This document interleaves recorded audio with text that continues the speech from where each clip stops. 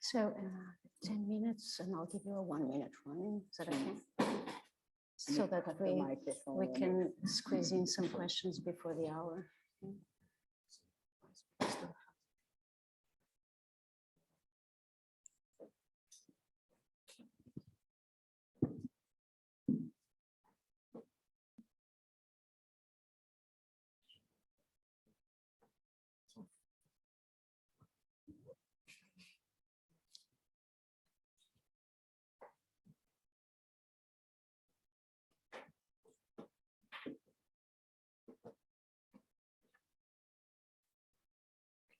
Right.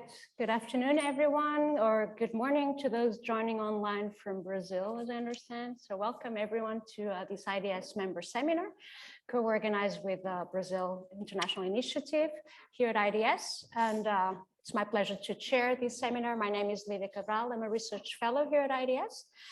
And today we're going to discuss the results of the Brazil elections. It's been almost 3 weeks since Lula da Silva was elected for the 3rd time as the president of Brazil.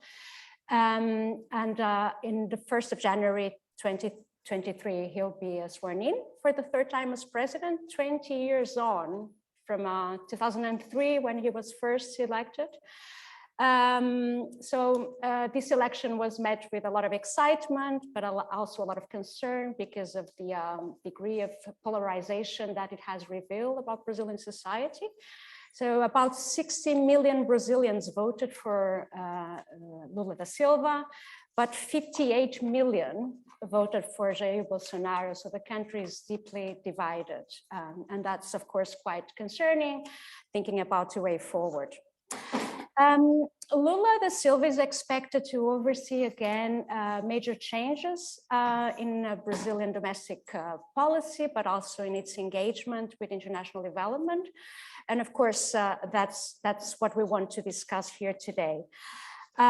Lula's election matters for various reasons. Of course, Brazil is one of the world's largest democracy. It's home to the world's most important reserves of rainforest carbon and biodiversity. It is an agricultural powerhouse with an enormous footprint in international food systems. And it's also, of course, well known as an innovator on a range of social policies and also participatory process on policy making. So it's quite exciting to have the chance to discuss what are the implications of Lula's return to, of course, domestic policy in Brazil, but also the international front. And we have 3 experts here to help us envision what the future of Brazil for the next 5 years will look like. And we'll explore 3 themes: the struggle for human rights, women's rights, indigenous people's rights, and Brazil's role in promotion of democracy in the global arena, the struggle against hunger and Brazil's role in promoting food and agrarian development policies, and also Brazil's role in environmental and biodiversity protection. I'm sure you know that Lula da Silva attended COP27, and of course that's attracted a lot of media attention. We'll discuss a little bit about that. So we have 3 speakers with us. I'll introduce them shortly. Each speaker will have about 10 minutes to give us their insights on these topics. And then we'll have 2 discussants joining from Brazil online. And then we'll open the floor for comments and questions here in the room, but also the colleagues joining online. Let me then introduce our first speaker, Lucia Nader, whom some of you will know here from IDS. She's the former director of Conecta's Human Rights in Brazil and fellow of the Open Society Foundations. And she's currently researching regenerative activism for her PhD here at IDS. So Lucia, welcome, and over to you. Okay, thank you very much. It's okay, it's working, right? Okay, so thank you. Hello, everyone. Thank you so much for coming. It's a pleasure to be here. Thank you for organizing, for sharing this. And hi, Alex and Miguel, they're in Brazil. It's a pleasure to be in this panel with the 2 of them. We went together in the same car to vote in London. I was the one driving, so I was the least drunk. but the three of us were as good Brazilians, we had to celebrate in the pub together. Yeah, and it's very good to be now here with what you just said, Lydia, a lot of excitement and also concern that I think continue in some ways. In the car, it was worse. We were like really expecting the results and voting for these results to happen. But still this excitement and concern in my case continue in a different form and shape, but continue to be with us when it comes to human rights. So it's important to say I was the director of Connectas until the end of 2014, and I've been away from Brazil for 8 years now. I work with Brazil on a daily basis. I am in the board of different organizations. I work as a consultant with Brazilian groups, but I'm not there on the ground. And usually when I am invited to speak about Brazil, I consult with people that are there to say, like, is this correct, what I'm thinking I should say. So, and I'm very happy to give you contact information and of people who are there in a daily basis and working with these things that I'm going to share with you today. But what I can say is that there are quite a lot of new expectations that we have with Lula now president, but one thing will be the same, is that as Brazilian human rights activists or human rights civil society organization or NGO, we are constantly having to choose where to deploy energy, time, and scarce resources. And this will not change. And this comes, and what I want to share with you is that these choices happen both at the national level. What themes do you work with? Because unfortunately in Brazil, you can pick and choose any human rights violations you want to work with, and you will have a lot of raw material and difficult and sad human stories and lives to work and to try to protect. And also at the international level, like what if you are a Brazilian civil society organization, how do you balance choosing when to work nationally, when to work internationally? How do you balance that? So these choices at the national level and at the international level will continue, and I'm sure about that. For those of you that don't know a lot about Brazil, I thought it would be useful to say that what is the landscape for an NGO working with human rights in Brazil? What is this country? What is to be an NGO there or to be a human rights defender, an activist there? Formally, Brazil has very protective human rights laws and institutions, have check and balances that in theory work. We know that theory is different than practice, and fair elections that we also can discuss a bit more what is fairness. But in theory, we are established democracy that have a constitution approved in 1988 that is called the citizenship or Constituição Cidadã, citizenship constitution that has amazing amount of human rights inside of it. Is a very big and generous constitution, we say, when it comes to human rights. So you can choose any rights, any civil, political, economic, social, or cultural right. You will find them in the constitution, and you will find a way to try to protect them formally or in theory again. This constitution was approved after a period of military dictatorship that ran from 64 to 85, almost 20 years. And this is the constitution that is still in place in Brazil today, despite of Bolsonaro trying to weaken it. At the international level, when it comes to international treaties and conventions, historically, Brazil has been very open to human rights, international conventions and treaties and systems, and very active in those spaces. When I say open, is that Brazil has, for example, a standing invitation for UN special rapporteurs to visit the country when they want and to report on the human rights situation that they see there in any topic you can imagine of housing, food, climate, human rights protection, journalism, all the themes you can choose therefrom. And again, very protective also, formally, Brazil guide is international action or its foreign policy is guided or based on human rights. This is not, is something that is written in Article 4 of the Constitution that in the Brazilian foreign policy, human rights should prevail. And the foreign policy of Brazil should be guided by those human rights. So when Brazil is thinking about voting in regards to what's happening in the Democratic Republic of Congo, or when Brazil is trading with an African country, Nigeria, in theory, Brazil, and in theory and in law, Brazil has to be guided by human rights principles. So this is what the Constitution and the institutions look like. But it's a very severe, is a country where in the reality and daily life is a country that has very, very severe human rights abuses in a daily basis, every kind of abuses. So again, abuses in political, civil, economic, social, cultural, environmental rights. To what has changed in the last 4 years is that there was an increase of the public support to these violations, or I don't know if an increase, but it's much more open with the support of the president, that you can say, no, I don't mind if there is torture in the Brazilian system.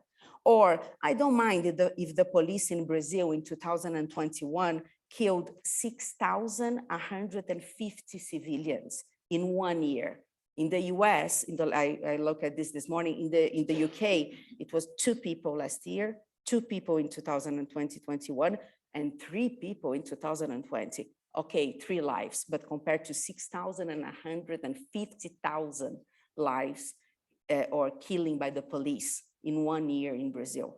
Or it's much easier now for the population and those in governments to say, I don't care if the prison system has 840,000 people in it, but its capacity is 440. So you have 400,000 people sleeping on top of each other, standing. I used to work with this by entering prison and reporting prison condition. And is this, you have the double of the capacity with no food, no water, so today is easier to say, who cares, than it was before. And you have new violations. You have Brazil again in the UN hunger map. 33,000 million people in Brazil today are facing hunger, at least. It's 15% of the population of the country. You have a dramatic increase of problems with housing, and including people living in street conditions, and you have restrictive measures to civil society action. We continue to have a very high level of killing of human rights defenders and those working with human rights. So Brazil is the 3rd country in the world after the Philippines and Mexico in killings of human rights defenders. All of these numbers that I'm telling you, they are much more severe if you are Black, if you are a woman, and if you live outside of Rio and São Paulo, the big centers. Okay, so I am way less affected by all of this than if I were Black, poor, living in the north of Brazil, of course. So what to expect? At the national level, how do we balance working to rebuild the state institutions that were destroyed in the last 4 years when it comes to human rights? So the participatory councils, the policies that were approved, the monitoring bodies, the spaces of dialogue between civil society and state. So how do we work with this? And at the same time, we work with society, because Bolsonaro was defeated. Bolsonarism wasn't. The far right wasn't, in a way. It's there, and it's 49.1% there. That voted for Bolsonaro. Not all of them are far right, but we have a lot to work with society. So how do we balance in working with both? At the international level, and I have 1 minute to say this, I asked it this morning to one of my colleagues in Brazil. I said, how are you planning to continue to work? She said, it was very difficult to keep this balance of trying to resist at the national level and at the same time being at the international level in the last 4 years. Now, there is an expectation that civil society will continue to use international and regional recommendations that are made to Brazil, and there are thousands and thousands of them, to make its work at the national level. So we use UN recommendations against torture made to the Brazilian government 10 years ago, 2 years ago, 1 year ago, to fight torture on the ground. So this is international relation as well. And we will re-engage in monitoring Brazil's foreign policy abroad. So in the last 4 years, it was Bolsonaro, for example, forbidden the use of the word gender by most of the diplomats abroad. And Brazil used to be a very active country in gender policies in humans. Now it's a new constituency that we have to work with. It's a new government that will be there. So things like that won't be accepted anymore. I see, and I finish there, I see a big opportunity and space that will be for sure occupied by new feminist and anti-discrimination movements. These are the big, amazing news of Brazil in the last years. There's a very strong new generation of anti-racism and feminist movement in Brazil that will be occupying places in the government, but also opposing the current government when something goes wrong and bringing these topics to the international arena. And the migrant issue will again be something to be discussed. Bolsonaro approved 37 decrees preventing migrants to enter in the country during COVID, with this as an excuse, of course. And now there is a lot of work to be done with that. My final question is, how much human rights will prevail when you have a country that needs to grow economically and when you have an economic crisis facing the world? This is always a difficult trade-off that we have to face. I don't believe they are incompatible. I believe they go hand in hand. But when you work with government and you are civil society, you are all the time trying to balance tensions and priorities as well, being civil society. Thank you. Wonderful. Thank you very much, Lucia. What a wonderful way to start. So lots to be hopeful about, but also quite concerning not only the international context, but also the domestic context, not only the economics, but also the fact that society is so divided. There's the right-wing part of the politics is so strong at the moment. So that's, I'm sure, a reason to be concerned about. Let's move immediately to our second speaker, Tomás Patriota, also someone who will be familiar to if you're here at IDS. Tomás was the advisor for the Ministry of Agrarian Development in the previous government back in the days, and is currently a consultant for IFAD and also a postgraduate researcher and teacher here at IDS. And he completed here his PhD on regional agrarian organizations. And I think what he's going to tell us about kind of relates to your expertise and interests. Go for it. Yeah.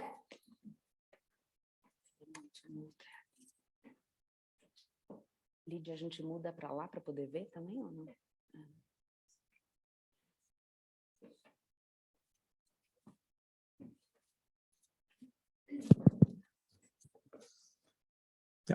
Okay, thanks, Lydia. Okay, so I'm going to talk about the dimension of the agrarian sector, agriculture and food, and the perspectives that the current transition might bring in that sector at the current juncture in Brazil. So I'm going to focus more on the agrarian development and food security side, but I'll briefly mention at the beginning another part of the agricultural sector, which is often more well-known outside Brazil, which is the agribusiness large-scale export sector, and the political implications of that sector. So let's move to the next slide, please. Or, oh, I got it. Thanks. Yes. So this is a map of how Brazilians voted 3 weeks ago. So by municipality. So the red municipalities are the pro-Workers' Party votes, the winner of the elections, and the other ones are the Bolsonaro votes. And obviously, this picture is quite familiar if you followed Brazilian elections in the last, basically since 2006. When Lula got elected for the second time, you see this pattern where basically the Northeast and a good part of the North vote majoritarily for the Workers' Party, and the other parts of the country, south, southeast, and center-west, vote for the conservative candidate. But it's interesting to look at a bit, to zoom in a little bit more on the municipalities. And I'll just give a quick example here. One of the things that people were perplexed about after the first round of the elections was the fact that the polling agencies were quite off the mark on some of the predictions they made in terms of basically the expectation was that Bolsonaro would have much less votes than Lula than he actually did have. But an interesting thing that was not as commented was that, first of all, one of the polling agencies that got it closest to the result was the Atlas polling agency, which uses a methodology via internet and not just phone calls. And with that allows to have much more capillarity and reach a lot of very small municipalities in the countryside. So you get a more fine-grained analysis of the rural vote. And that, in a way, underestimated the pro-Bolsonaro vote in the richest state of Brazil, of the state of São Paulo, where you can see almost all the municipalities voted in a majority for Bolsonaro, but not the capital city. And it had the opposite effect in Bahia, which is the fourth largest electoral college in Brazil, where there was an underestimation of the vote for the PT governor who was elected. Also because the rural vote in this case is largely pro-Workers' Party. And this divide that we see across the different regions of Brazil in a way reflects some of the successes, but also the limitations of the years that the Workers' Party was in power between 2003 and 2016, where they were very successful in having a mix of policies that were catered towards basically the poorest strata of Brazilian society, and especially in the less industrialized regions of the Northeast and to an extent of the North. But also we can see here the pockets where there's a lot of small-scale family farmers in these regions. And it's quite interesting to see there's a certain correlation between the parts of the country where Brazil had effective policies to support peasant family farming. But here comes the contradiction. There was also a lot of support for medium farmers who, according to Brazil's legislation, are also considered family farmers. And a medium farmer in Brazil, would be considered a pretty big farmer in Asia, in South Asia or Southeast Asia, given the different population densities that you find in South America. And so, for example, regions like São Paulo State or Rio Grande do Sul, the northern part of Rio Grande do Sul, which have quite a lot of very capitalized family farmers who are quite conservative and who benefited from the policies of the Workers' Party, but nonetheless punished the Workers' Party at the voting polls. Okay, so after this little digression, just to introduce and show these divides that are not just regional, but also rural and urban. Just to finish on the agribusiness part of the equation, of course, for those of you who follow Brazil, you'll know that the agribusiness sector is quite conservative politically and quite openly supported Bolsonaro, and including the many roadblocks. There were up to more than 500 roadblocks after the election results, after the 30th of October, basically contesting the election results, even though most of Bolsonaro's allies explicitly endorsed the result and accepted it.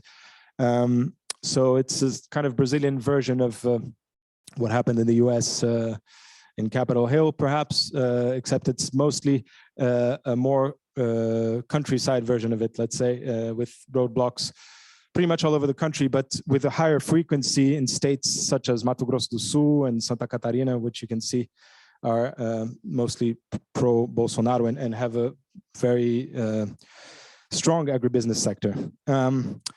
But Lula is counting on some of obviously the agribusiness sector is not uniform. It has different sectors within it.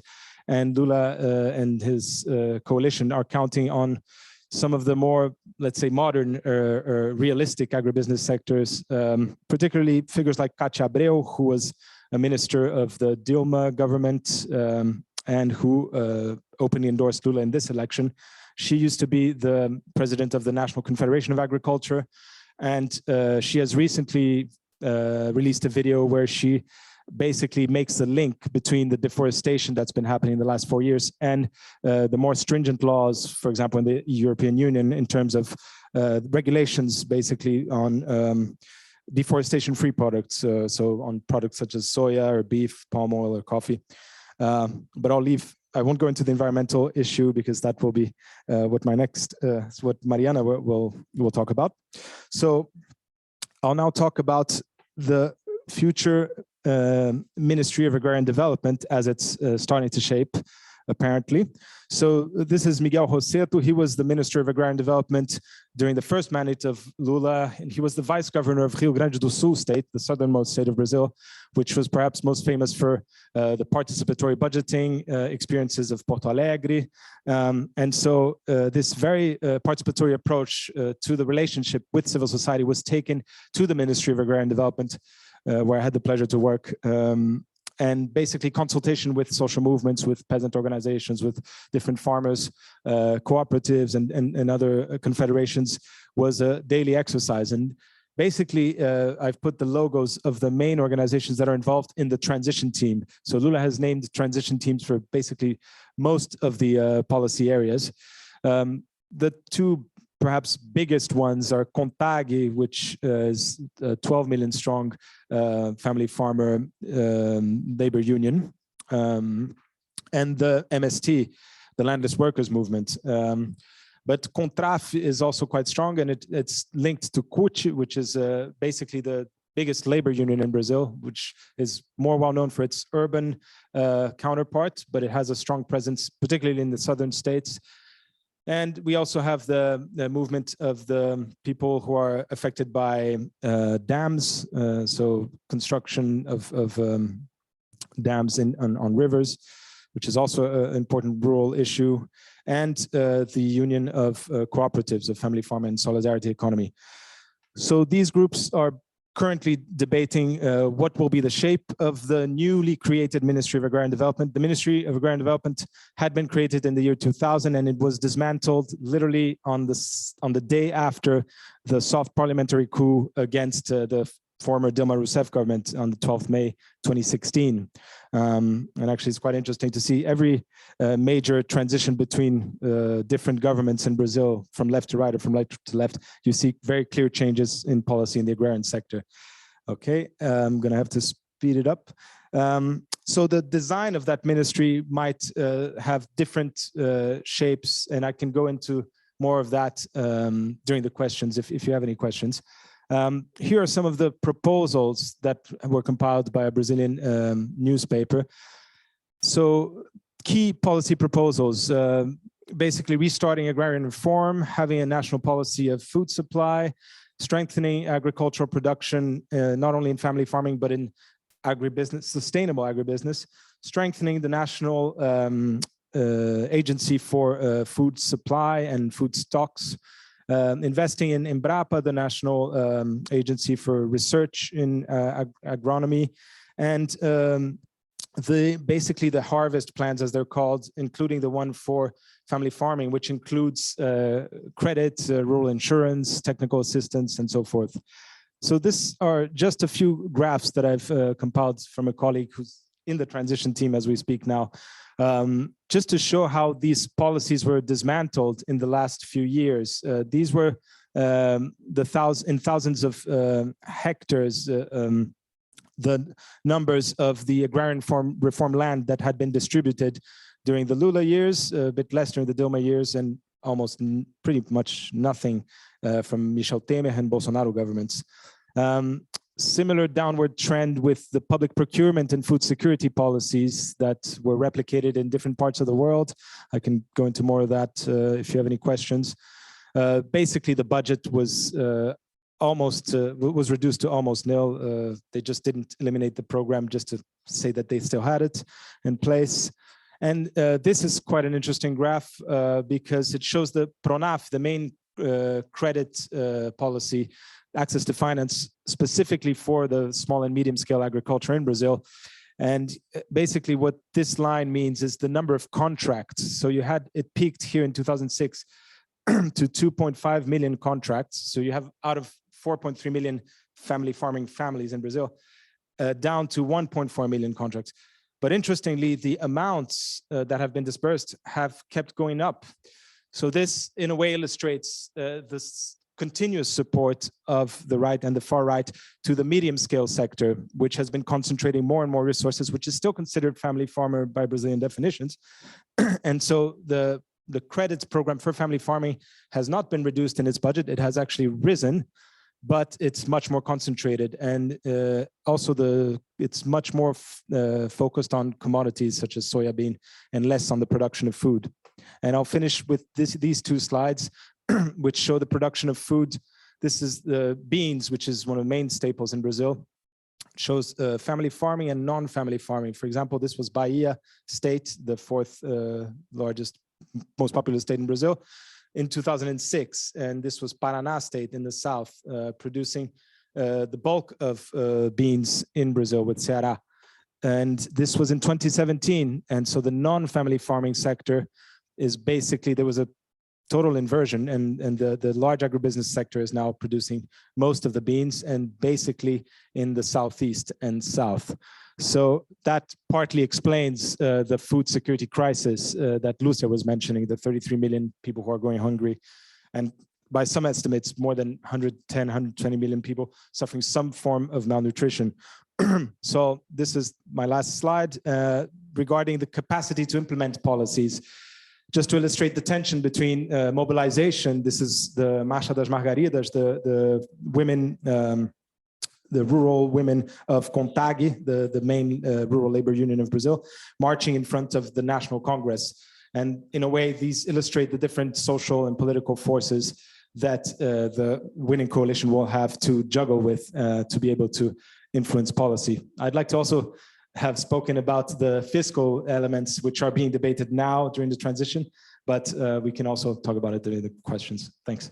Thanks very much, Tomás. And you can come back to some of these issues during the Q&A. It's really exciting to see the Ministry of Agrarian Development coming back, but also, as you said, the complexity of the social structures of the sector, and also the institutional politics around agriculture. That's going to be quite challenging and quite interesting to follow.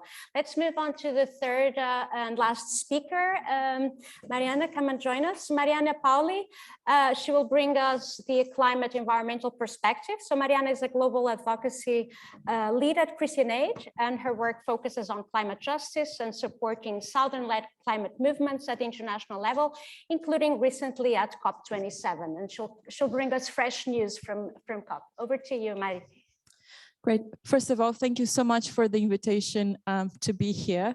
As it was mentioned, I just came back from Egypt on Sunday, where I joined the COP27 and climate politics. And this is what I've been focusing most of my time in Christian Aid, following the international negotiations on climate. So what I hope I can bring to this discussion today is looking at Brazil through this international lenses of how Brazil is back on the international stage and what it means for some of the internal challenges and its role in a number of international spaces. So before I actually go to where Brazil and Lula's government will fit in, I just wanted to give you a bit of a flavor of the results that were achieved in Sharm el-Sheikh. And I think the first thing to think through is how the COP in Egypt was really in a very restricted environment where you have 60,000 prisoners of conscience. And in COP, there was a really a big constraint of what civil society could do. And one of the things that most of the civil society was doing that is really to bring to the COP space a need to have a host country process where actually we cannot have climate justice without human rights. So that issue has been very alive during COP, as well as there was a lot of this limitation of what civil society could and could not do. Was the first COP where there was absolutely no space for civil society to do anything outside what is called the blue zone, the UN zone. So even demonstrations, everything had to happen inside COP. And the level of surveillance was really, really high. Even I got my mobile phone hacked at some point. This was really a weird environment to operate. But having said that, COPs are not a great process. We are on COP27.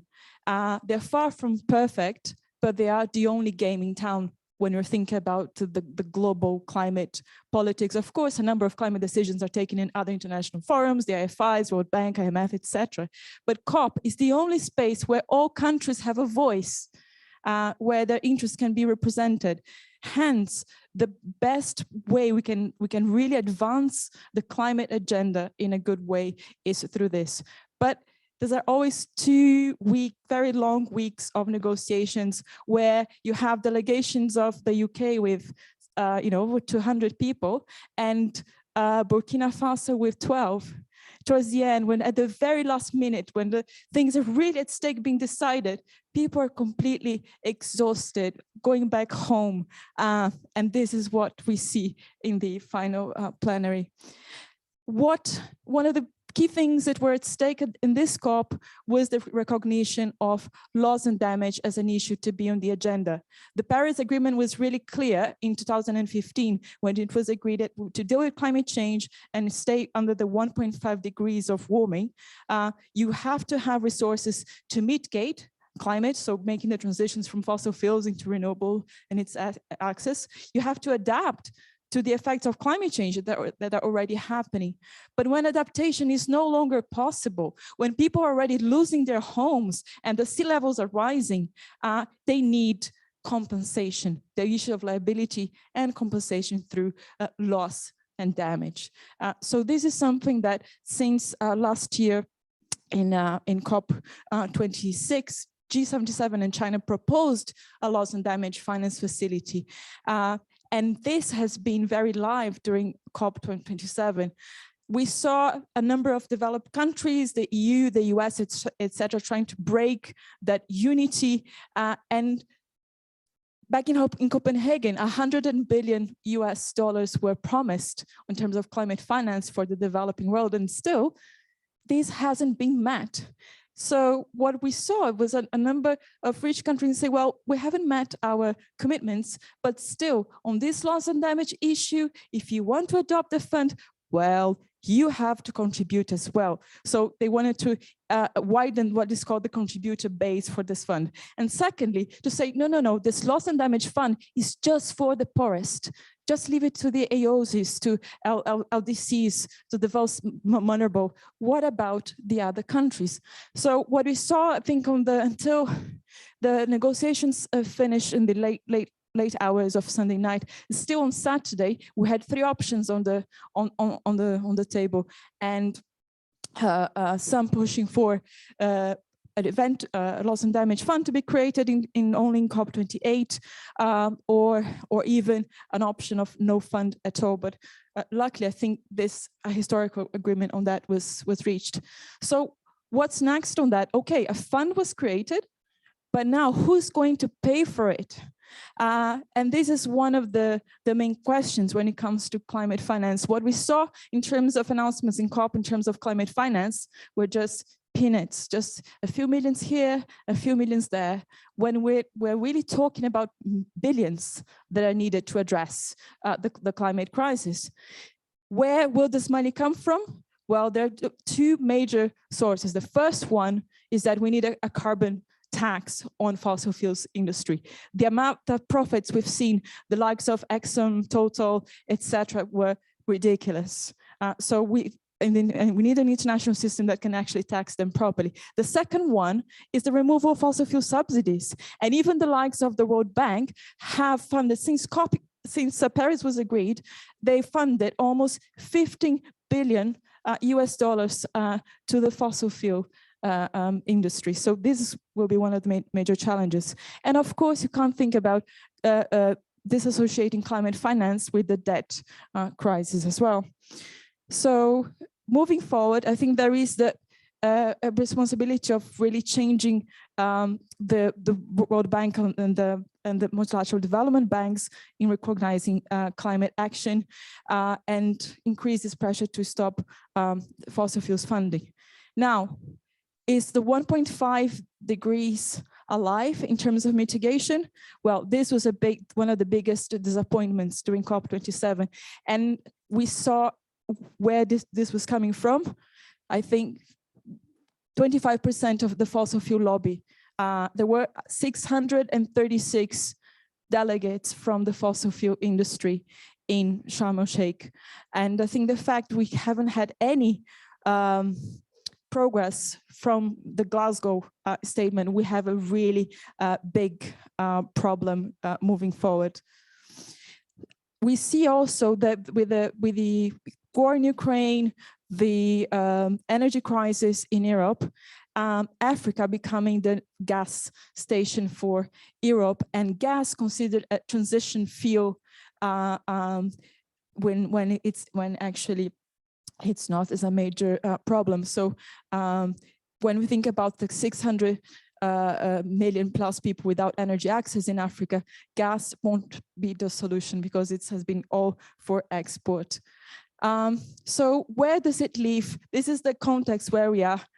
And the fresher breath air that Lula brought to COP when he came around was absolutely incredible in the midst of that. We had a COP, I think during the past 4 years, a very active civil society in COPs operating completely different from the government. You have actually, these are what they call the pavilions at COP. So you had the government pavilion in the one side and the Brazil hub on the other ones, where civil society was really active and vocal and engaging in this international space. And this was really critical now that we'll probably have a shift of maybe we don't need the Brazil hub that's separate from the official one anymore. And what Lula was saying, and his presence in COP was really amazing on that, is how much he wants to be back in the international space, focusing a lot, as we discussed, on the issues of deforestation, essentially. And he was reminding, for example, that during his previous government, there was a decrease of 80% of the deforestation in his government, and he wants to reach the zero deforestation.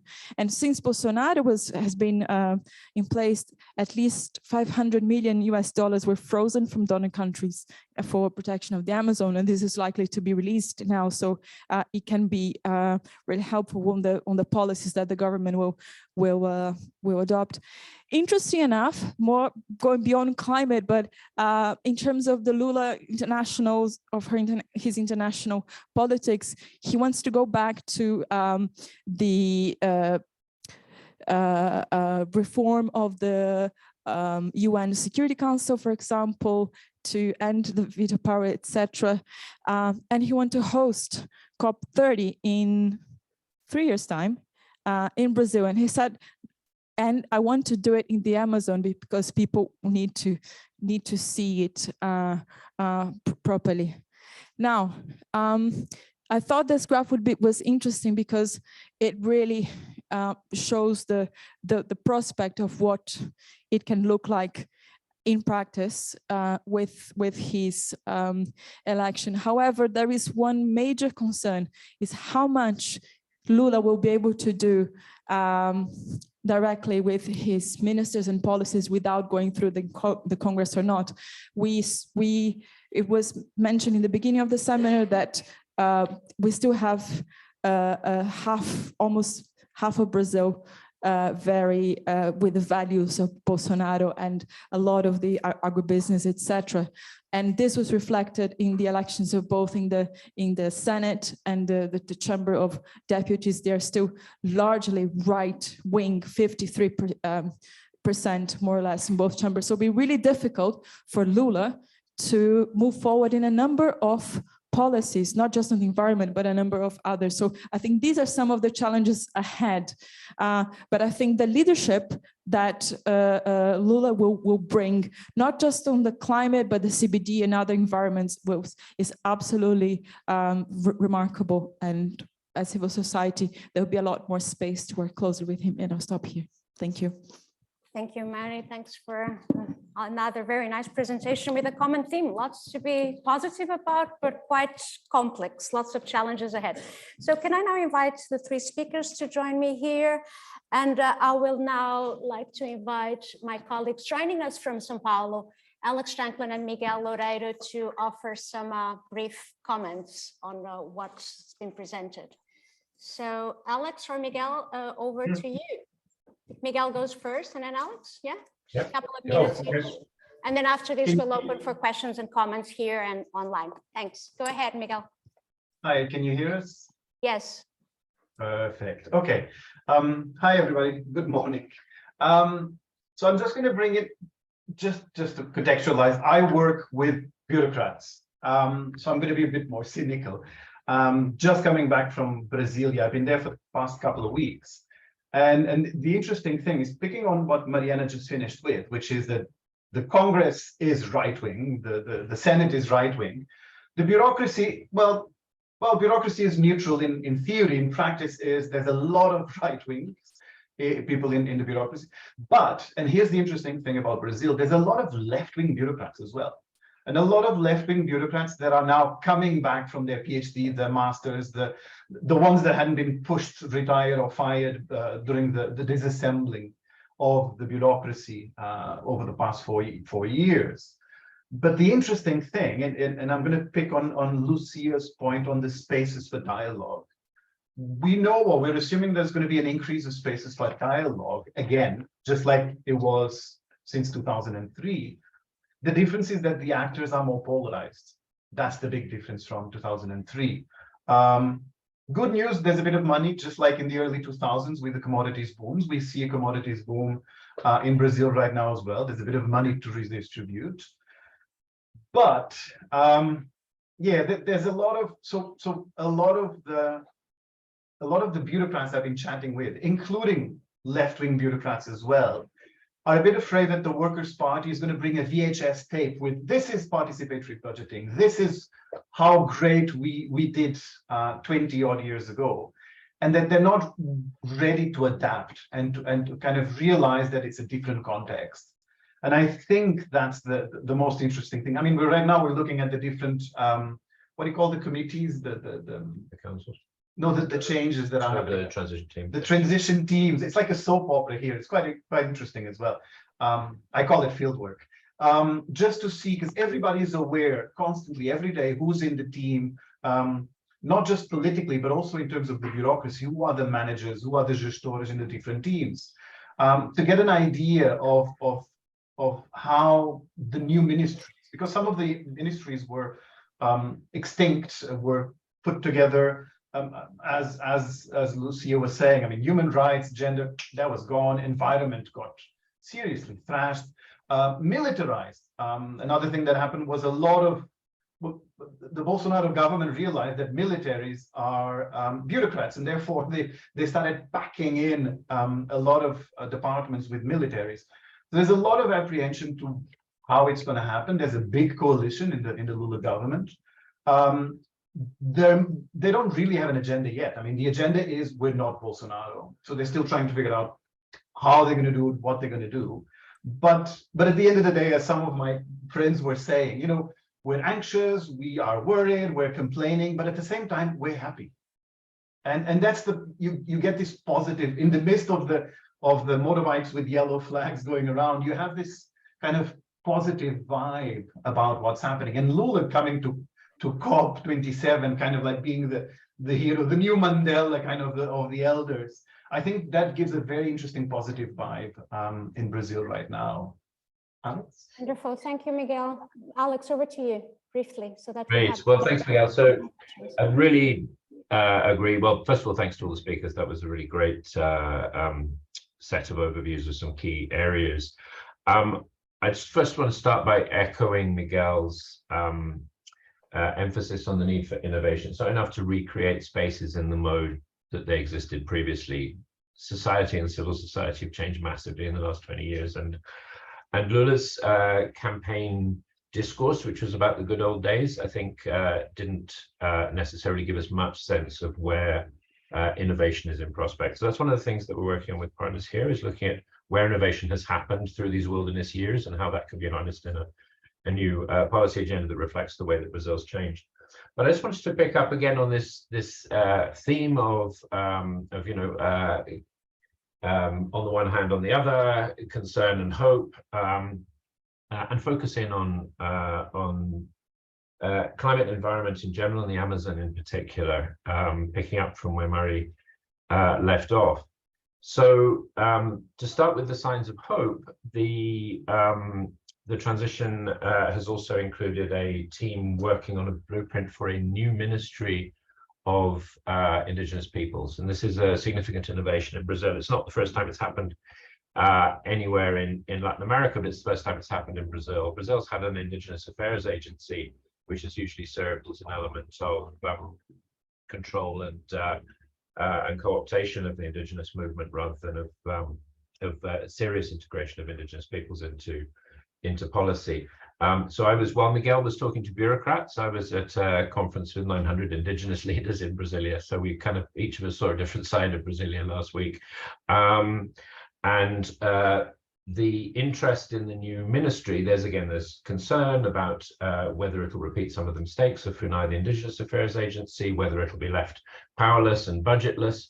But the point is, this is a new space, and this is an opportunity for Brazil's deeply colonial and often racist state to discover a new way of engaging in dialogue with some of the most marginalized Brazilians. And of course, those marginalized Brazilians have tremendous international leverage. And as I'm sure Mari will confirm from COP, the visibility of indigenous peoples globally, but of Brazilian indigenous peoples in particular, is a very striking feature of recent climate summits, not only Sharm el-Sheikh, but also Glasgow.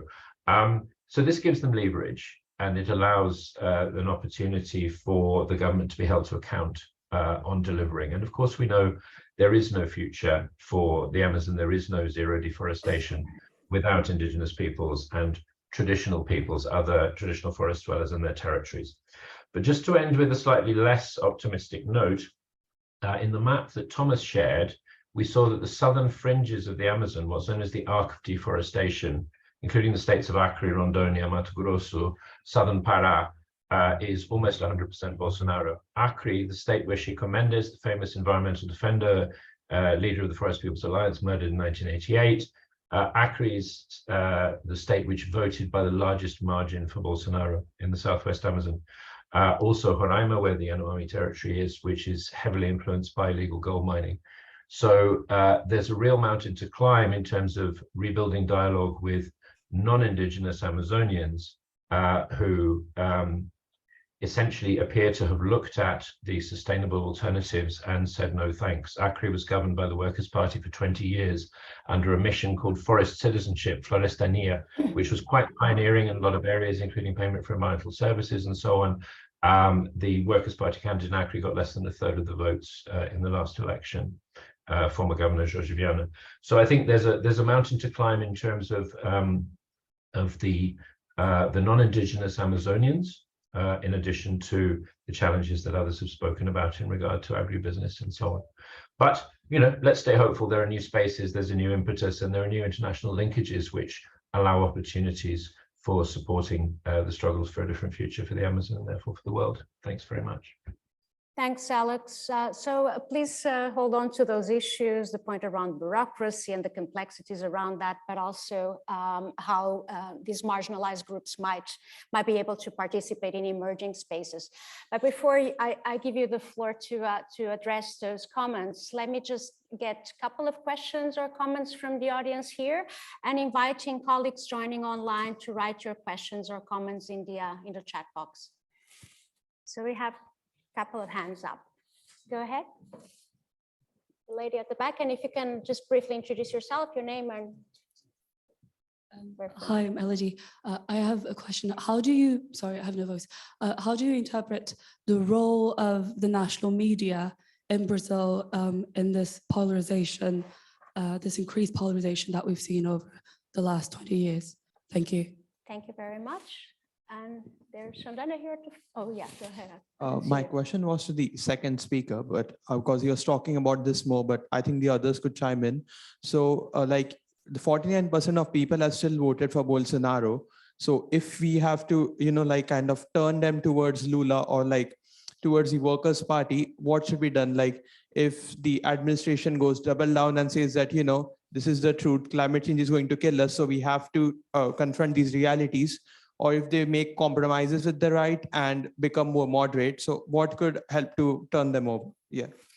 Thank you very much. And a final question here at the front, Shandan. Thank you for some great presentations. You've given us lots of reasons for thinking about, for being happy about Lula being back in power and why voters would want to bring him back. What I wanted to ask you about is half the population is unconvinced. And what is it about the last 4 years that convinces them that it's still okay, despite everything you've told us, that it's okay to vote for Bolsonaro? Clearly, there's a political economy angle to this. People vote for self-interest, but is this story, the continuing pro-Bolsonaro group, is that really just about self-interest, or is there greater narratives that support that? It would just be very interesting for us to understand those narratives in a comparative perspective with voters in other countries. Great, thanks very much, Nana. So lots there for you to think about, engage with. Shall we just follow first the order of the presentations? Lucia first, and Tomás, and then Mari. Thank you so much. And thank you, Miguel and Alex. I think it's really refreshing to listen to you coming back from Brasilia. And I agree a lot about what you said, Miguel, on there is a hope that the spaces of participation will come back, but who will be occupying them we shouldn't take it for granted. And I have been following, like a soap opera, as you said, the transition committees. So for those of you who don't know, when a president is elected in Brazil since 2002, he can create a group of 50, I think, people that will help him in the transition. There's more than 450 already with Lula, because a lot of people are volunteers now. And I don't know how many subgroups and groups, and a lot of my friends are in them. And so it's very interesting to see how this transition committees became somehow, how civil society was hungry, progressive civil society was hungry to be sitting near power again. And how much they are there occupying the seats at the transition committee as if they were already in formal participatory bodies and operating on that. So it's very, very interesting to see that. And I love the idea that the agenda that we have now is the agenda we are not Bolsonaro. And what is the agenda? What are we then, you know, in addition to this? And I think there are some optimism about it. And what you said there, are we going to, the new government, is it going to have to be more moderate to be able to have a dialogue with 49% that voted against? For sure, not only to be able to have a dialogue with those people, that is very important, but because of the alliances that the Workers' Party had to do and have been doing historically, but had to do in this election to be elected. So you see, for example, Simone Tebet, who was one of the big, the third candidate that didn't go to the second round, that will probably now have one of the main social ministers under her leadership in Brazil. What is for the Workers' Party quite a big thing, because, like not having Simone Tebet and not someone historically from the Workers' Party, I don't know, perhaps controlling the hunger zero budget. How is this going to be? So all of this is playing the soap opera that Miguel described. And to finish, I would say, I can send to you an article that I think it's very, very interesting by Rodrigo Nunes, who shows like what is Bolsonarism in addition to Bolsonaro. And he said that there are mainly three things: is the militarization of life, based on the idea that we are a very violent country with 60,000 homicides per year. So it's not very difficult to convince population that more repressive policies will fix the issue, even if we know that it was them that caused this at the first place, in my opinion. But well, so militarization of life based on this fear of society, the claim against corruption, and in this against corruption, that was the main flag of Bolsonaro and his team for this whole 4 years. It goes hand in hand with the anti-state or anti-status quo thing. Even if Bolsonaro and his clan and his sons as well are part of formal politics, elected politics for 31 years now, more than 30 years, he has been in power, benefiting from these institutions that he blames. His whole discourse is, we have tried democracy, it doesn't work, so now we have to try something else. And these institutions don't work. And I have to say that I feel pretty sad when I see, I mean, for me, the most difficult thing to listen to the moderate discourse is when we say that we have to go back to the institutions as they are, because the institutions are much better as they are, as the ones that Bolsonaro were trying to build, but they have a lot of problems. The Brazilian state, it was not about, like a friend of mine joked, you can come back to Brazil, we have full democracy. We have a pretty complex country and very, very, very corrupt institutions, despite of the parties that are there, and very inefficient institutions. And the third point of Rodrigo Nunes is the entrepreneurship and evangelical thing. So I can send you that, but I think it's and looking at the US is unfortunately a good prediction of what is to come. Like will Bolsonaro or Bolsonarism be candidate in 4 years, as Trump just announced he will, and how do you deal with that? I don't believe that 49.1% of the society is far right. I cannot, because my mother and one of my brothers are part of this. So, and I don't think they are far right. I know people that voted for Bolsonaro, but they have conservative values and they believe in some of these things that I just outlined here. And how do we have a dialogue with them as civil society as well? It's very important. Great, thanks very much, Lucia. And there was a question also, please move on, but there was a question about the role of media, which perhaps the two of you can reflect on, and then we come back to you into the next round. Okay. I think I'll pick up where Lucia left off and try to make the connection with media, and then I'll come back to some of the comments of Miguel and Alex. And I guess it relates to Shandana's question also on why is there still support for Bolsonaro. And I think some of these issues relate to the turn towards neo-fascism in lots of parts of the world, particularly Europe and North and South America, but also other parts. And I think indeed there is a political economy element to this, and particularly I think the pivotal middle classes, which typically in many polities might vote for progressive candidates in one election and then for conservative candidates in other elections. And there was a missing middle that in a way the Workers' Party lost during its years in power, that used to support the Workers' Party, particularly small business owners in the more industrialized regions of the South and Southeast, who in a way didn't get, or at least didn't feel that they got their fair share of the economic boom that Brazil went through during the Lula years, in the sense that you had this huge social ascension of basically the bottom strata of society.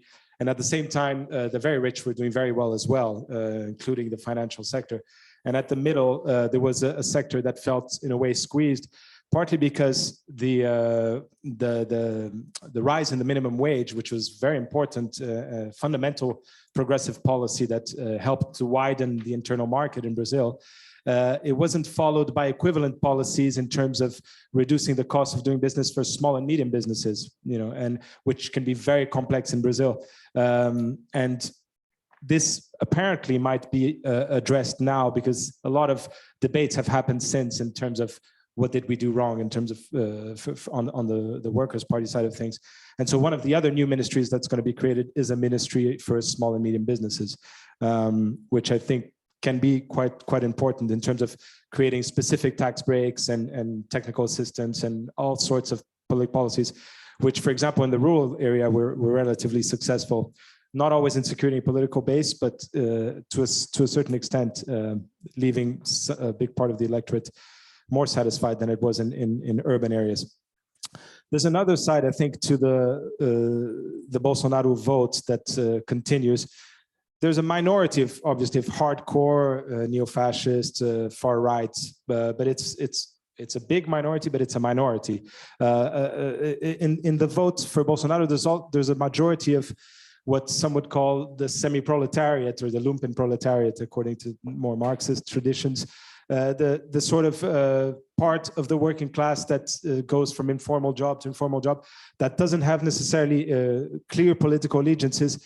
Indeed, in many interviews, people who are, for example, of evangelical faith, but that would have voted for Bolsonaro or for Lula, that would have shifted between these sort of supposedly anti-system candidates or candidates that are viewed as more popular or populist. And that, in a way, brings us to this debate on the term populism, which is very contested, and because it can mean many different things.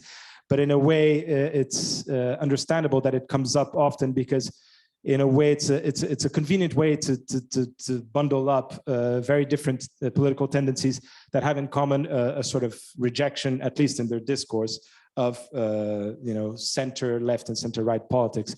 Even though, as Luis has said very well, actually the anti-system discourse of Bolsonaro is just a discourse. He is totally embedded with mainstream politics, as he's been an elected deputy since 1988. He lost his first election now.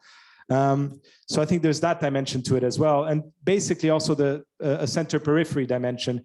Borrowing a little bit from dependency theories, but on a local and regional internal scale within Brazil, we can say that urban peripheries, and this goes for a big part of Latin America, have lived in a state of lawlessness and almost a de facto fascism, whereby drug and crime gangs rule and have more power than the state. And so in a way, there was a part of the Bolsonaro vote in 2018 had to do with these parts of the working class that were, in a way, fed up with the lack of prioritization that the Workers' Party had in terms of security, and the problem of not tackling lawlessness, and the fact that this violence, this open embrace of violence and explicit embrace of violence and torture, like Lucia was mentioning, has been a reality in Brazil's peripheries pretty much in the last decades. And now that it's overflowed to more white middle class parts of society, suddenly the rest of Brazil's society has woken up, said, oh, this is a problem. But this has been a problem throughout. I mean, the 60,000 deaths, Brazil has been leading the number of homicides for a very long time. So all this, I think, adds up to explaining why the Bolsonaro vote persists. And there's also the elitist vote for Bolsonaro, basically financiers who very pragmatically and sort of in a very cold calculation see that they can make more money in a very kind of neoliberal economic agenda, which is what differentiates neo-fascism from the fascism of the 1930s, for example, which was much more statist, right?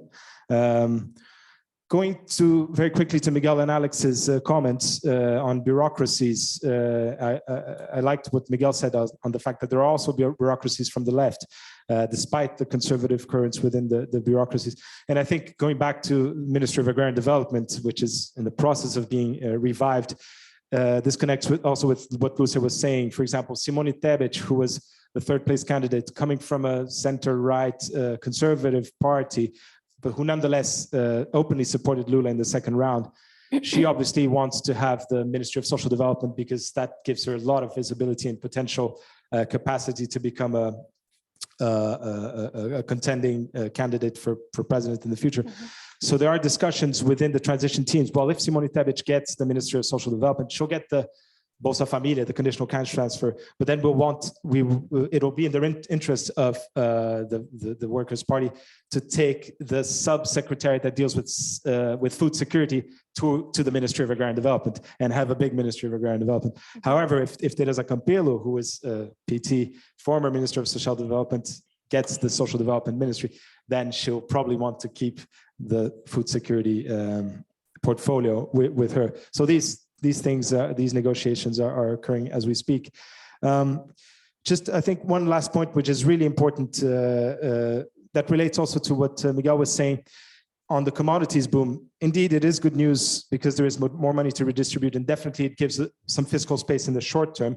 However, it's very dangerous to rely on commodity booms for fiscal space, because that was one of the Achilles heel of the PT administration during the Lula and Dilma administrations, in the sense that basically when the commodity boom ended, that was part of when the fiscal space dried up. And that's quite interesting. I don't know if there's anyone from the International Center for Tax and Development here, IDS, really interesting research on tax, but tax reform has been finally on the agenda of many of the new left governments that have come to power in South America, whether it's Chile's Boric administration or Gustavo Petro in Colombia. And also a little bit in Brazil, we see it, we've heard mention of taxes on large fortunes. And also there are a few tax bills that are silently going through the Congress. And that would enable a more stable and more sustainable fiscal basis from which to derive Brazil's public investment. What is now being negotiated is basically the transition, as they call it in Brazil, the constitutional amendment transition, which is being negotiated basically to keep Bolsa Familia, the conditional transfer, outside of the calculation of the ceiling, the fiscal ceiling that was approved during the Michel Temer government, which limits the capacity for government to spend. And basically what the Workers' Party government is sort of banking on, or trying to put its bets, is to invest, basically boost public investment, infrastructure all over the country and so forth, to create enough GDP growth, and that will also obviously enable to have a larger tax collection. The greater the GDP, also the better the GDP to debt ratio. So that would improve the macroeconomic fundamentals to a certain extent. But there's a lot of debate already. Some economists on the more neoliberal side, still supporting Lula, has sent a letter, an open letter to Lula, criticizing some of the comments that Lula made regarding fiscal responsibility. Basically, Lula said, okay, fiscal responsibility, but we need social responsibility as well. And this was seen as rattling the markets, and the dollar went up and so forth. On the other hand, some more neo-developmentalist Brazilian economists replied to these neoliberal economists, also supporters of Lula, saying this ceiling of expenses, this 20-year ceiling, doesn't make any sense. Actually, Bolsonaro, during his government, he was more fiscally undisciplined than Lula when there was no ceiling before that. So that goes to show that fiscal discipline is not just correlated with a law that tells you how much you can spend or not, but with the actual capacity for a government to be fiscally responsible, even while it's augmenting public investment. I'll stop Wonderful, here. Tomasz. Thanks so much for bringing so much detail on fiscal policy, the dynamics around that, but also the coalition politics and the complexities around that, who's going to which ministry, how new ministries might emerge by drawing on these previous networks and so on. Thanks a lot. Maddie. Actually, can I just start by paying one of the things you've just said in terms of the fiscal policy? It's really interesting that Brazil loses in terms of tax avoidance and tax evasion of GDP a lot more than what is invested in education. Something around 8% minimum of GDP lost, probably hidden in tax havens and other places.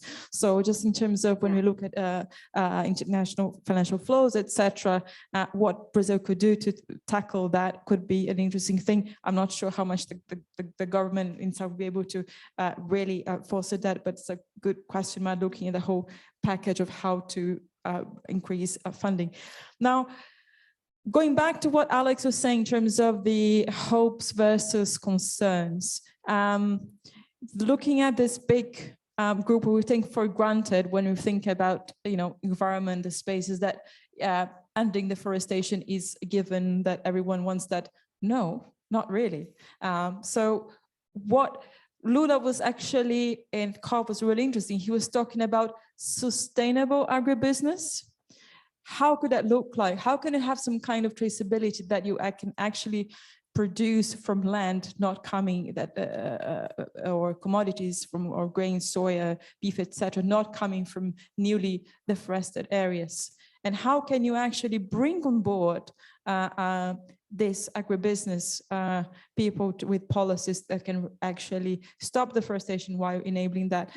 So it's interesting, I think, to some extent, the international markets, especially looking at what are the as was mentioned, that have more stringent rules of in terms of buying this commodities come into place, showing where the market forces could be useful ally to say it's not just, Lula is trying to stop deforestation because he likes diversity and tribes and whatever, but actually it's on the interest of the market. It's an interesting thing. My third point is actually going back on the values of the people who elected Bolsonaro and the role of the national media. There was a lot of fake news in this election. It was absolutely amazing. We know that fake news travel a lot faster than some of the real news, etc. And I think this will be a big challenging moving forward. There is one program that I really like. I don't know if you guys ever heard, called Greg News. It's a kind of a political, funny type of commentator of the Brazilian politics. And I watched last night, and he was referring to when the Nazis fell in 1945 in Germany. One of the first things was that actually the Nazi leaders were put into trial. And I think where our Bolsonaro is gone, there is just so many people around him, and there's so much of the corruption and other wrongdoings that should be brought to the fore to demystify the whole agenda with corruption and other means. So I think there is maybe the deconstruction of what the government did and deliver that needs to happen. It can't be put under the carpet. That way, a big challenge with the institutions we actually have, but it's still something that civil society needs to stay vigilant to act upon. Great, thanks very much for a great first round. I think we can fit another round of questions and comments. I think I just want to make a comment on what Marius has just said about having the private sector engaged with ending deforestation. It's really important to highlight that the majority of the emissions in Brazil is caused by deforestation. And since the beginnings of the climate negotiations, most of the money, international money addressed to Brazil was addressed through the mitigation umbrella, which means that is climate mechanisms that goes to to limit the carbon emissions. Brazil is not in the international climate agenda, is not eligible to receive any money from adaptation and now for loss and damage. But this is quite, it shouldn't be seen this way, because Brazil has lots of levels of vulnerability that is not, that doesn't appear in the, in the macro level, how can I say, the macro level indicators of economic indicators, which is a challenge for the country when it comes to addressing the climate vulnerability of Brazil.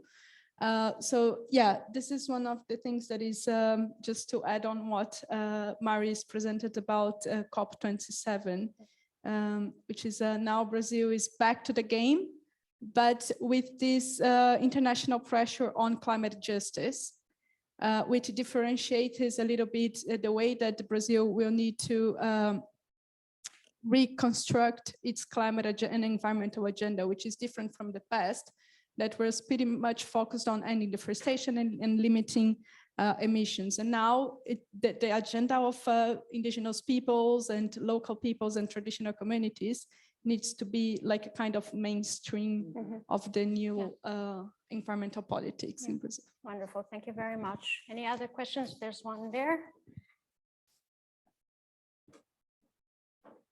Hello, so thank you for this session. So I just want to make a comment that I can see so much similarity. I come in from India and I see, the whole right-wing politics. It's so similar to hear the stories, they resonate. So my question is that with now Lula as the president, how does this play in the international space? So what are the lessons to be learned by other countries who are also having right-wing leaders, and also as a role in BRICS now, what do you see changing with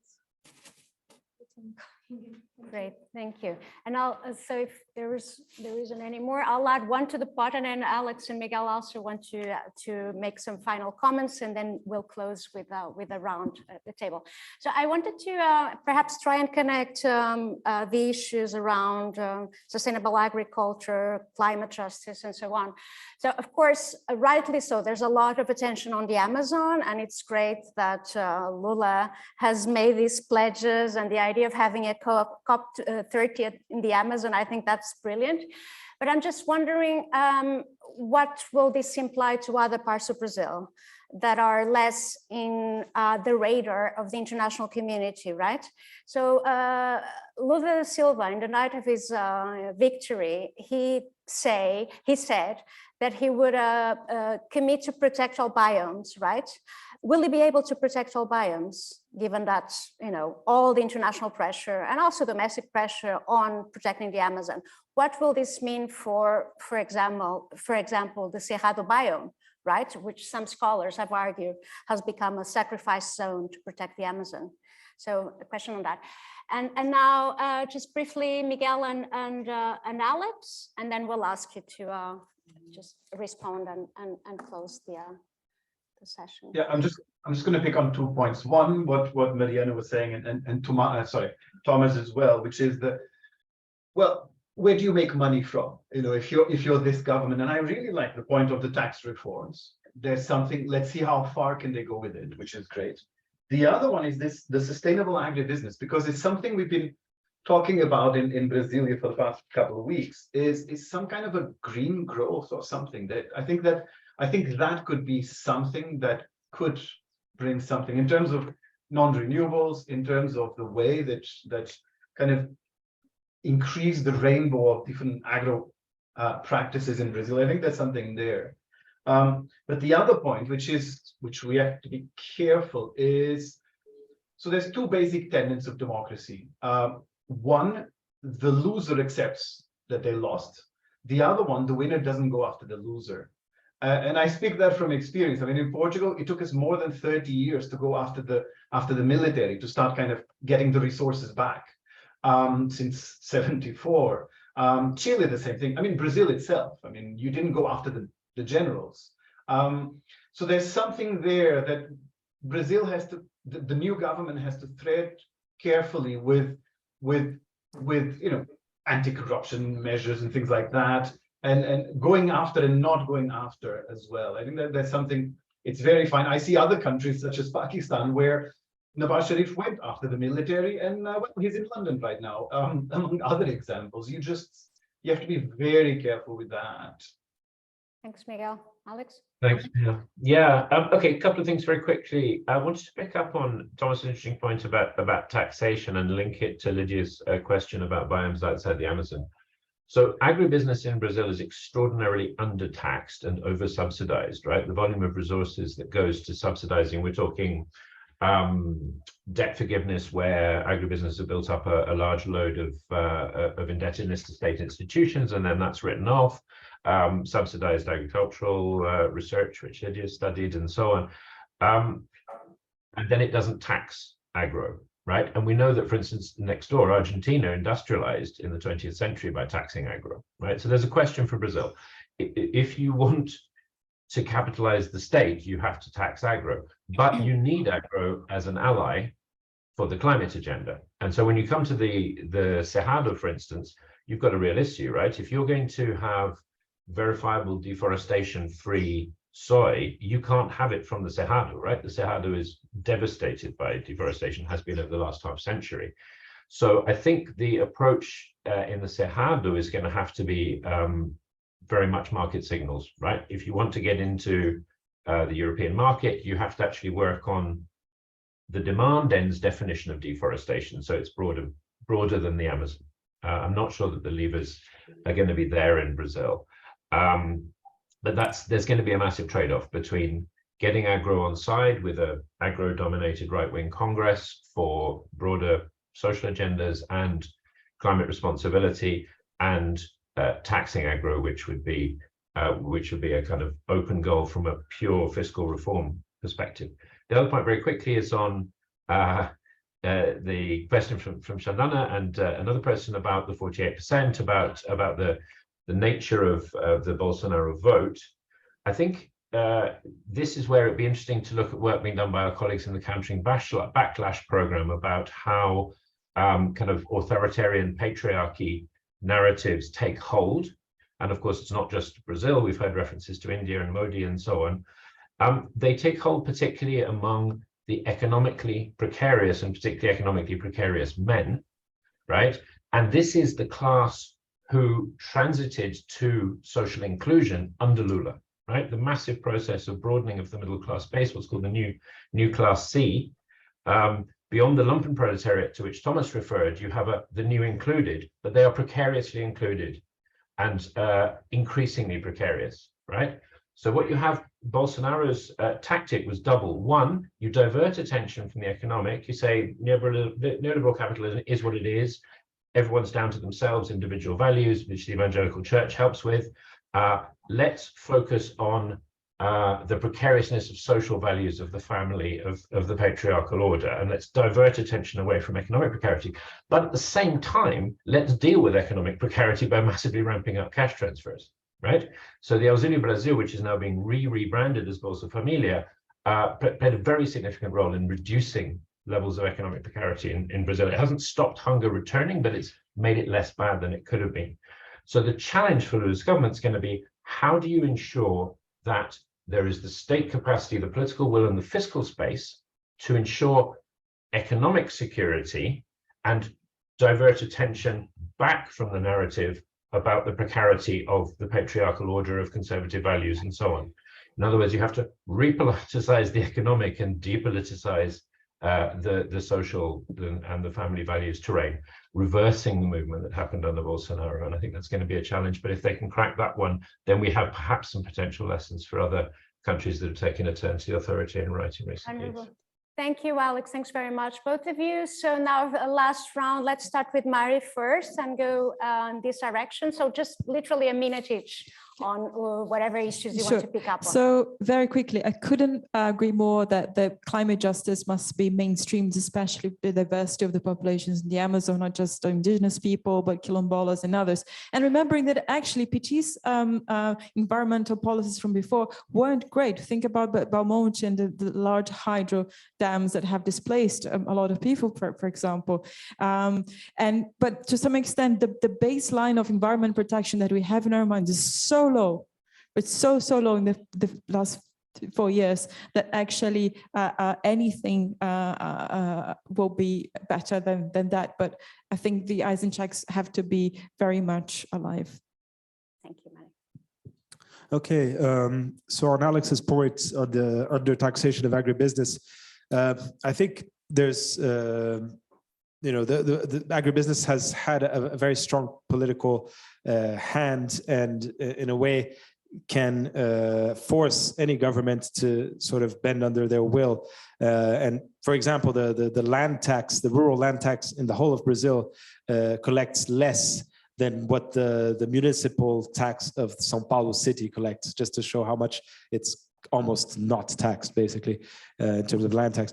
But one of the strategies during the first Lula government and other progressive governments in Latin America in the past has been to, you know, not only try to industrialize and have another source of exports for the balance of payments, but also, for example, investing in family farming and thus national food production and not having to import food also has a positive effect on the balance of payments. All of that relatively reduces potentially the role, the political weight of agribusiness, and hopefully can allow for some taxation to happen. Also has to do with bringing consciousness to urban citizens who are growingly becoming organic food consumers, at least in the higher end of the consumers. Just another point on in the international scene, I think mechanisms, not just the BRICS, but there used to be the IBSA countries, for example, which were, you know, 3 democracies of the global South, India, South Africa, and Brazil, and non-P5 in the Security Council. And there's many other articulations, regional articulations. I think the more the merrier in terms of not just rely on the BRICS. Obviously, the BRICS are important, and Brazil can be a bridge in a way between these different big Asian powerhouses and other countries with Lula's leadership. But I think there's also, in terms of defeating right-wing populism, there's also grassroots work to be done, you know, and also in terms of international solidarity networks, which peasant networks are an important part. Yeah. Thanks. Yeah, thank you. I would say exactly like this to your question, that for me, the big question regarding the foreign policy of Brazil and human rights is, what is the role of mediator in today's world? It's between the global South and the global North, as it was when Lula was first elected 21 years ago, or it's between far rights all over the world and non-far rights. It doesn't matter where they are. And I think as a leftist government, it will be difficult to choose there. You know, like if you side up with Modi and against, I don't know who, but maybe Trump, or if you, what is to be a bridge in today's world, and between whom and whom, you know, like the moderate reformism that, and the global South narrative that Lula had in 2001, how does it play today? Mm-hmm. And to finish, I would say on the role of media, there's a lot of fake news, but also this other type of communication that is much more direct. So every single day you had Bolsonaro speaking directly from his living room in his pajama to the nation. You know, and is this going to continue, or are we going to rely again on press releases and things that seems very less century? And how much this is good or bad? And as a human rights activist, for me, one of the biggest challenges for me for the next 4 years is what will be freedom of expression in Brazil? Brazil is now debating what shape does this have? Is more like the US, where you can say everything and then you suffer the consequences, or is more as Europe, where you have to be careful with everything you say because and both claim to have freedom of expression. This is under debate right now in Brazil, and the far right is using human rights instruments and narratives to say that they are using their freedom of expression and speech. So how are we going to work with that and to advance human rights in this context? Wonderful. Thanks very much to the three of you. And I think we should come to an end. We're already 3 minutes over time. But if you're interested in these sorts of debates and following Brazil's engagement in international development, and also how domestic politics will play out in the first months of next year, just keep an eye on the Brazil Initiative page on the IDS website. There's also a new IDS bulletin on the Cerrado if you're interested in thinking about the different biomes and how the climate environmental agenda connects with the agri-food agenda. So keep an eye on that. And I think we should have another seminar of this sort early next year to see how much of these predictions will actually materialize, the shape of the new government and some of the first measures that it puts in place. So thank you all to the three of you, and Alex and Miguel online for being the discussants. Thank you. Thanks, Lydia. Thanks all. Thank you, Jay. Well done, guys. Obrigada.